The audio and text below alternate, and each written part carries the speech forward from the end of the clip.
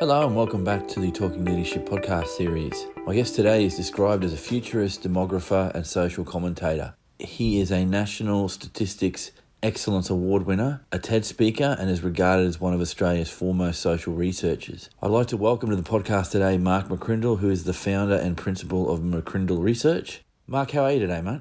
Great, Eric. Thanks so much for having me on. Great to have this chat with you. Mate, that overview of what you do you sleep, mate? Do you get time to power down? It's quite a varied background there, and your social researcher, demographer background is going to make this conversation particularly interesting. But before we take off, can you give us a sense of what you do as a demographer, social researcher, if you could? Yeah, well, pretty exciting times at the moment with the census results having just come out, which only happens once every 5 years. So we're right into all of that. And that's what we do. We look at population numbers, we look at data sets, we look at figures that define a population or a community and try to see patterns in the changes, try to unpack what that means, and then try to help our clients and community groups, tell the story of that and respond to that story of their changing demographic or catchment or customer base or community. And a lot of what we do in addition to that data or demographic analysis is original research. So we'll run surveys, we will run focus groups or in-depth interviews. We'll try to take the pulse of a community or a customer base or a nation to help organizations respond effectively. So it's that social research, demographic analysis, data unpacking that really helps us paint a picture so that we're making decisions and leading based not on emotion or our gut, but on the data, the reality, the changes that the evidence is presenting to us. And is it do you see it commonly that organizations are coming to you for that kind of help? And is it more in the corporate arena, or is it across the spectrum that you see people with an interest in this kind of data? A multitude of industries, definitely the commercial world are trying to understand the customers or the changes. I think the last few years have reminded us that we can get disrupted very easily, that we need to keep an eye on the future. We need to be adaptive and respond to the realities, and particularly in a changing community where there are new demographic groups or changing cultural mores or new social values or just changes in attitudes. We need to be across that. And that's true not just of the corporates, the not-for-profit sector. We work a lot with the education sector, who are understanding the next generation, always responding to them, through to government and public sector organizations. So it's pretty broad. And we love this work, and we love to use these tools to really help leaders do what they do better and create that flourishing, that connection, that engagement with their communities and do it more effectively. One thing I'm finding in my conversations is not that it's always identified around the toolkit that leaders need, but definitely to make good decisions, which is what leadership is about ultimately, is making a decision that you would hope that the decision is made on good data and not just intuition. Now, I could host a podcast, and I think there would be many that would want to, about decisions that are made that are guesstimates. And it's but that guesstimate, if you really dig into the weeds about how that came about, that person, he or she, has used data that's available to be able to make that decision. And you would hope that it would be at the quality, at the level that you can generate from looking at census data. So this gives a good foundation for the rest of the discussion. But it's just and it's my podcast, so I'm happy to ask you the questions around what you do in demography and social research, because it's an area that should be of interest to anyone who wants to do the thing of leadership a little bit better. Mark, so if I can take us then to the main game today, which is talking about the Great Resignation. Now, for those that are listening, can you define it for us to start with? And then secondly, answer a very related question so I don't forget. Is it a trend that was pre-COVID, or has it come as a consequence of COVID? So over to you, mate. Well, the Great Resignation is this period where we're seeing increased people change jobs, move jobs, leave jobs, not resigning from work, but resigning from their current role to look for something else. It's something that has really accelerated since COVID, and it's come about because of a few factors. Firstly, COVID caused us all to have a bit of a reset. We were forced to be at home, to isolate. The normal patterns and activities were all brought to a halt, and that gave people the opportunity to pause and to reflect and to reprioritize their life. We've seen that constantly through our research over the last few years. People have said, they're getting rid of things that didn't work. They're picking up the pace again now towards things that do work, that they want. They had a chance to clear the schedule and make sure that what they have moving forward is really curated and there for a reason. And that did mean some people reflected on their work and they thought, you know what, I'm not loving the people or the culture. I'm not loving the role or the commute. And so as we've moved back to a little bit more of that normalcy, people have said, I can't go back. For some people, it's been the practical reasons of they've moved since the pandemic and they physically can't get back to that workplace if the boss is requiring them to do so. For others, they've said, hey, I've quit the commute. And if you want me back in the office, I'm not up for that anymore. If it's work from home, maybe I can. So that's been the reason for others to look for an alternate job. For others, it just they lost connection with the colleagues. And, you know, when you just day in, day out, you're working, you've got the momentum, you don't really question things. But as soon as you stop and then you have to choose to get back into it, you say, you know what, I'm not connected with those people, or I never did really resonate with the boss, or I just didn't love the work. So all of those reasons have come together to get people to question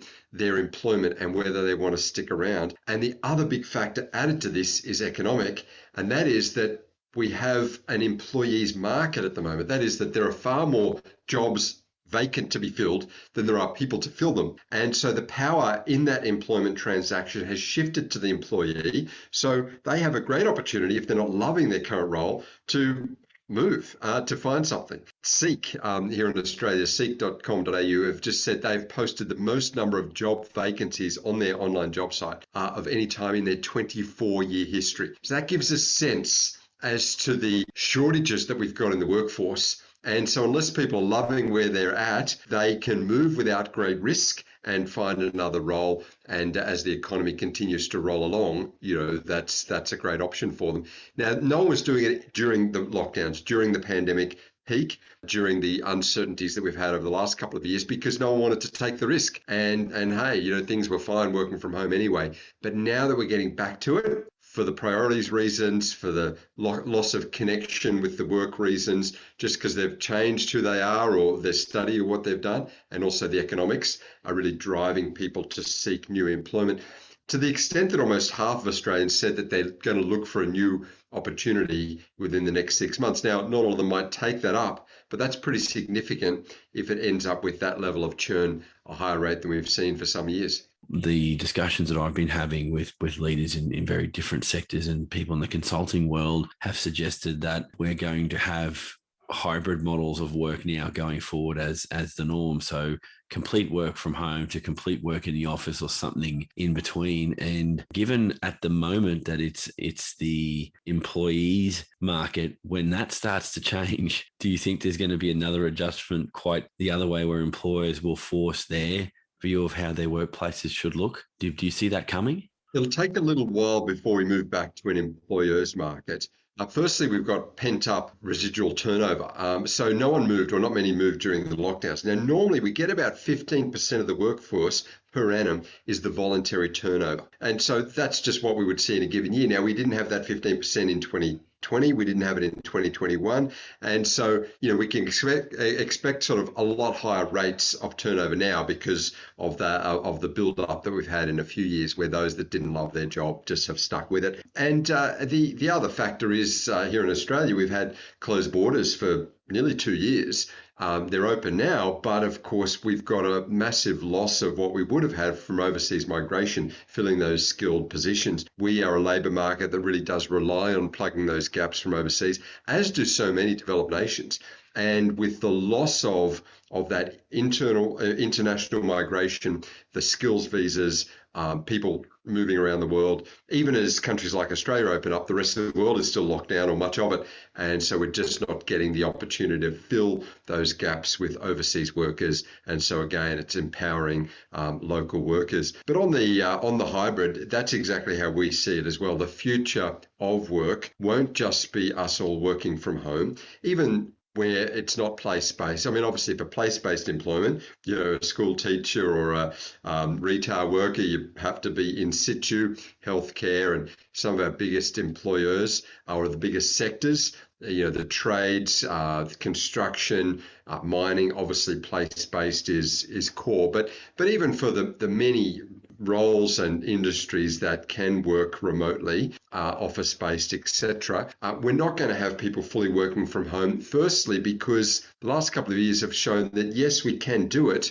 but we do lose something of the values alignment, of the collegiality, of just that culture that means that people are likely to come and connect. We found that 7 in 10 employed workers say that the key social connection point they have in any given week is workplace. That's where they meet not just work needs now, social needs, relational connection, that well-being of interacting with others. We're not as connected with a local community club or volunteering at the sporting place down the road, or we don't know our neighbours as much. People are moving more frequently. People aren't as much part of a worship community. So where are they getting that connection? It's the workplace.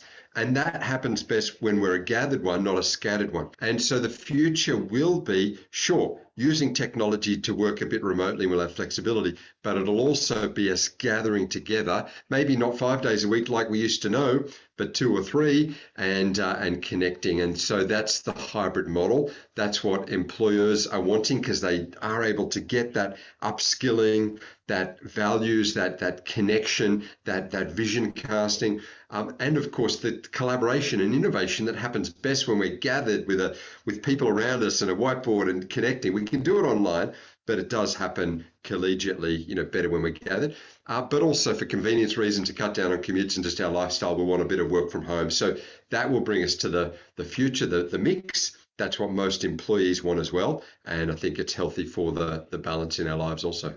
I believe that your work arrangements need to be primarily developed by yourself and your employer, something that suits you to a T, but also suits them to a T. And like any contract relationship, when you first go for a job and you do have the ability to negotiate your contract, then yeah, if that's available, I think most reasonable people would go down that track. Now, you also made the really incredibly important point that there's just some jobs you can't do from home. So if you're going to a hospital, you don't want to be talking to a nurse via a screen, hopefully them being able to triage you when there's no one physically there. So I get that in some industries that's just not going to happen. But in those, like, I guess I'll use myself as an example as an industry advocate. I don't need to be in any one physical space for any length of time, because being able to use the computer and pick up a phone is 90% of what I need to do. But that's not the same for everyone. So look, you've really touched on how did we get here, but one of the reasons I reached out primarily was I read an article where you talked and used the term the great opportunity. Now, can you give my listeners a bit of a sense of what you mean by that, please, Mark? Well, now that we've got people reassessing what matters in life, recognizing having had this isolation for a couple of years, knowing what it's like when we're just working by ourselves from home without that connection, we've seen the downsides of that. We've seen mental health challenges. We've seen isolation, loneliness. We've seen that we just haven't kept our skills as honed in terms of just sometimes not formal courses or even online courses, but just watching how someone else does or asking something. The efficiency of, instead of having to send an email, just walk up to someone and say, hey, have you got back to the client yet? Those sorts of things we've missed, and we recognize the importance of them. And so what we're saying here is there is actually a great opportunity now for companies that can get it right to say, we have a culture, we're at our best when we gather. We know that people want to have that relational connection in a workplace. And indeed, we have great values and a great vision, and we want to make some great impacts. Therefore, let's re-engage, let's reconnect, let's go for it. So I think we can turn the great resignation into the great retention if we're clear on our culture, our values, our purpose, and able to celebrate those impacts of our staff. And this means that we've got to be intentional. It can't just be about the profit focus. It can't just be about the bottom line. It's more the triple bottom line. It's about the people, it's about the planet, and it's about the profit. It's about that ESG. We're hearing more about that, environment, social aspects, and of course, governance. It's about culture, not just strategy. It's about leadership that's collaborative and engaging, not just top-down and hierarchical. And we're seeing a lot of generational change in that regard, where we've got a new mindset that brings that to our work and our organizations. But those that don't bring that, they really will struggle to connect with that emerging generation. We surveyed nationally these year 12 students moving through to their tertiary studies, so in the final years of school and the early years of their study. And we asked them, what are you most looking for in a job? Right, they're at the point where they're moving from the learning to the earning and thinking about roles. And number one was a role with purpose and meaning. And number two was a place where I can make a difference with my skills. And number three was social connection. Number four was flexibility. They do want that ability to work a bit here and a bit there. And number five was seeing the impacts that they could make. So it's purpose, meaning, values, having an impact, seeing the difference, and flexibility and collegiality. And when we have all of that, that's the great opportunity. That's what this next generation are looking for. That's what companies at their best do. They have multiple benefits, not just profit ones, but those multiple ones, and that will lead to that great retention. You said you surveyed the new generation coming through who may not be in certain industries for some time until they've got degree qualifications or they've got their trade done. In some workplaces, this idea of putting your time in and taking your lumps and bumps is still important, whether people articulate that or not. And so one thing I've tried to instill in my kids, which was drilled into me when I was younger on the come up and thinking I knew everything about everything, was be humble when you get into a workplace and be prepared to learn and cede some ground so that you show due respect to the people that you're working with. Now, that also comes with them showing you that same level of respect, but I still think there'll be a cohort of businesses, and I think across industries, not saying this is necessarily a good thing, that some time served, irrespective of all those things that you said, is critical to build a person that is functional in a team within an organization. That clash of generations in the workplace, how you manage that is of interest to me, because I haven't been at the coalface of hiring the new generations that are coming through, but I could potentially see it as an issue. Is that ever raised in any of the research that you do? Yeah, definitely. And that's a really good point. We need this next generation to have resilience. We need them to have some tenure in their roles so they can develop that experience. You can't have everyone flipping through roles after a year or 18 months. You get no expertise, you get no domain knowledge, you get no industry leadership that way.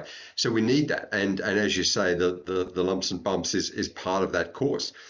We say to young people, when you're starting out in your career, what you learn in that role matters a lot more than what you earn in that role. It's the learning, it's the developing the foundations, it's the responding to a boss, it's the intergenerational connection. It's not having everyone respond to you as the younger generation, but actually learning how to bridge gaps with the older client, customer, or colleague. It's listening to the boss, because the boss still has an authority, and we learn best when we're humble and responding within that context. So all of that matters. And I think even more because that list that they were sharing with us, they want purpose and vision and meaning and values. I mean, that aligns with all of that. So what we need to do is ensure that those leaders and managers of today understand that the values that have got them to where they are at, resilience and character and integrity and respect for others, they need to help shape that next generation with that. The vision that they have. I mean, the only reason someone is still in their industry after 3 or 4 or 5 decades, sure, the pay is helpful, and sure, they've got some stickability, but they're there because they love it. And there are days they don't, for sure, but they're there because they value the sector. They see the difference they can make. They might not articulate it in the same upfront way as the younger people, but they share that same passion. The fact is we spend more than a third of our waking hours in any week at work. We spend more than half of the years of our life, and our life's getting longer with longevity. So our growing years are spent at work, more than half of them. And this is a generation that sits down at the start of their career and they say, look, therefore, I want to make the most of it. I don't just want a job for job's sake. They're not in that financial survival mode. They can still live with mum and dad a lot longer. There's government benefits they can get, right? It's not survival and security stuff anymore. It's the self-actualization. It's the making a difference. And sure, they need to save money for the house and the mortgage, all of that stuff. But if we can communicate what we've always found important in business and work, the connection, the values, the people, the integrity, the impacts, and celebrate those wins. That's speaking the language of the next generation as well. That's what they look for, and that'll lead to that longer term retention that we really need in our organizations. When I see my sons and how they socialize and do what they do, there's a significantly different way they do that. And a lot of it is through technology, through iPads, through gaming platforms. That's their social square in some senses. And can they see that people that have been in jobs for quite some time don't relate that way and socialize in a very different way. And I've never asked anyone, I've never had the chance to ask anyone, but does that generational potential grind, is that something leaders need to be more aware of? Or is it something that is not often spoken about that just manifests in a certain way in the workplace? Do you see much of that? Yes, you've summed it up well, Eric. There are those generation gaps alive and well, and we do need to be conscious of it. In fact, as the age at which we work extends, so the age range of our team is greater than ever, and we've got more generations, therefore, in our team than ever before. So bridging those generation gaps is key. And of course, the times that are shaping the younger ones are quite different to us Gen Xers, as you said. Maybe a fax machine was pretty good technology when we were starting out. Now, of course, it's just the digital world. It's smart speakers and it's devices in the pocket. So what a difference they have experienced, and that's the only world they've ever known. Therefore, helping them, sure, utilize the best of that new technology for productivity reasons, but also understand how to connect with a baby boomer customer. Understand how to build those people skills, how to resolve conflict face to face, how to communicate to a room of people or one-on-one without hiding behind the technology and sending a text. These are the people skills, the timeless human skills that they will need. And that's a part of that is, I think, that intergenerational connection where they can learn to bridge those gaps, communicate seamlessly across the age groups, and develop those key skills for the future, which aren't the technology ones, they're the people ones, and that will help them stay in good stead. But yeah, bridging generation gaps is a key part of that.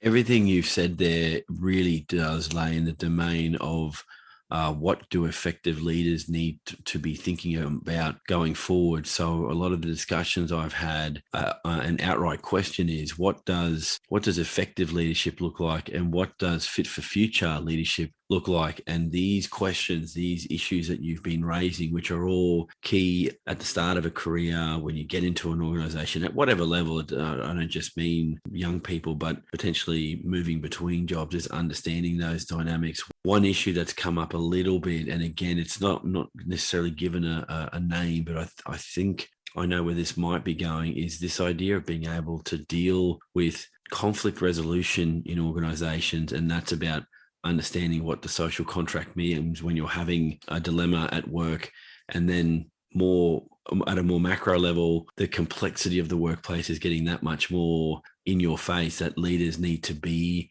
as much as you need to be accepting of change in the workplace, dealing with complexity in the modern workplace is going to get more and more of an issue. Is that something that you could extract from the census data that you've been reading, or is that me speculating a bit too much? Oh, it's exactly right. I mean, the census data communicates one thing very clearly, and that is the diversity of our communities, the cultural diversity. 350 different languages spoken at home in Australia, as recorded in the latest census. More than half of us either were born overseas or had a parent born overseas. Yeah, that's right. We're moving increasingly, not just in capital cities, but to outer suburbs and indeed regional areas. So we've got this increased geographical spread. Obviously, the age diversity continues as we age as a population and a workforce, and yet the younger generation's coming in. So all of that to say that, yes, leaders today need the sophistication to understand the dynamics of the modern workplace, which is diverse, and to bridge across those diverse customer and client groups as well. Hey, we're global operators now, so we've got to bridge across countries as well. That means that we can't have the top-down autocratic approach. This is the way, because we don't have all the answers. The whole point of diversity is that strength comes from other people. And if we get them around the table, get their input and perspectives, it'll help us understand and find more holistic solutions.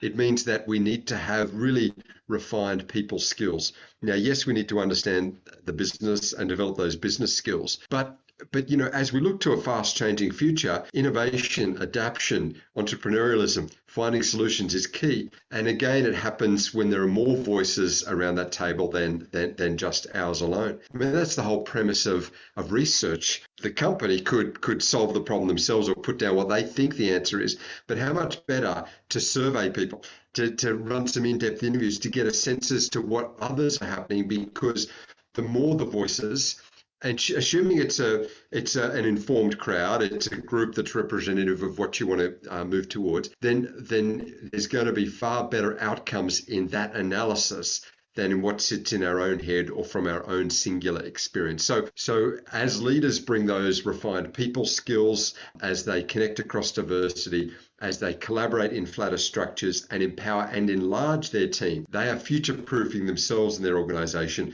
That's what makes great leaders today and ensures that we're, for the long-term, thriving into the future.